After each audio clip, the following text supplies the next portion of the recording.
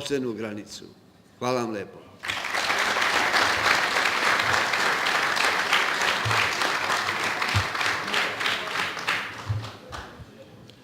Srbija će biti večna jer će deca biti verna. Stefan Belaković, predstavnik Saveta mladih Srpske radikalne stranke.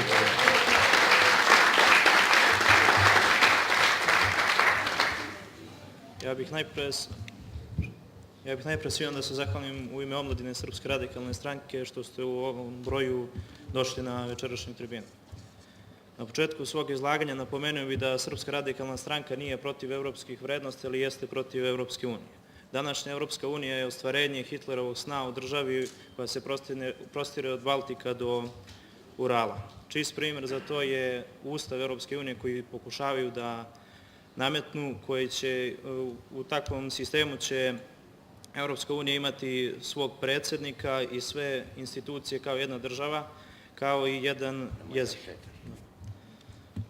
Svakoga dana mediji u Srbiji nam govore o tome da Evropska unija nema alternativu, ali to je čista laž kojom se služe Demokratska stranka i Nikolićevi naprednjaci. Ali oni ne govore o raznim uslovima koje nam ista ta Evropska unija postavlja, kao najveće o tome se čuti jeste ulazak u NATO pakt. Isti onaj NATO pakt koji je okupirao srpske zemlje, Krajinu, Bosnu, Crnu Goru, Kosovo i Metohiju, a na posledku i u našu današnju suženu Srbiju. NATO pakt koji je na strani svih naših tradicionalnih neprijatelja i koji je odgovoran za smrt hiljade Srba u zadnjim ratovima.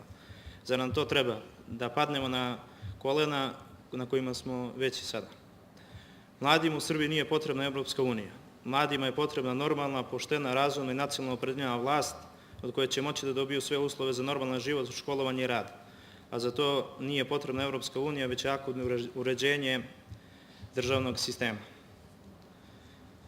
Također, Evropska unija postavlja i uslove. Čist primjer je uslov koji se nama nameće jeste priznanje Kosova i Metohije, a isto tako Turska vodi već 30 godina pregovor o ulasku u Evropsku uniju, a njoj se traži da prizna genocid nad Jermenima. U Evropskoj uniji se trenutno najviše govori o tome da joj preti raspad, jer su pojedine države napokon shvatile da ne mogu da žive na njihovu štetu, a na teret drugih. A kao po običaju, demokratska vlast koja vlada ovom Srbijom želi da uđe u brod koji tone. Ako su već sigurni toliko da narod u Srbiji želi da uđe u Evropsku uniju, zašto ne raspišu referendum, pa da vidimo koliko to građana Srbije želi da uđe u Evropsku uniju. Svi eurofanatici kao papagaji govore da moramo u Evropsku uniju zbog standarda. U redu, ali zar što, na primjer, Švajcarska i Norveška nisu članice Evropske unije? Zato što možda ne ispunjavaju uslove tog takozvanog evropskog raja. Ne, nego zato što imaju svoje dostojanstvo i ponos i žele da budu nezavisne države u svakom smislu. To je alternativa za Srbiju koju nudi Srpska radikalna stranka. Srbija mora da se ugleda na Švajcarsku i ostale zemlje u svakom smislu, ekonomskom, privrednom, društvenom i drugim ostalim dobrim stvarima koje se ne kose sa našom tradicijom i običajima.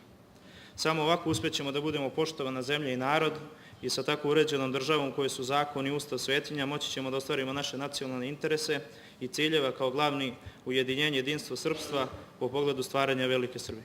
Hvala.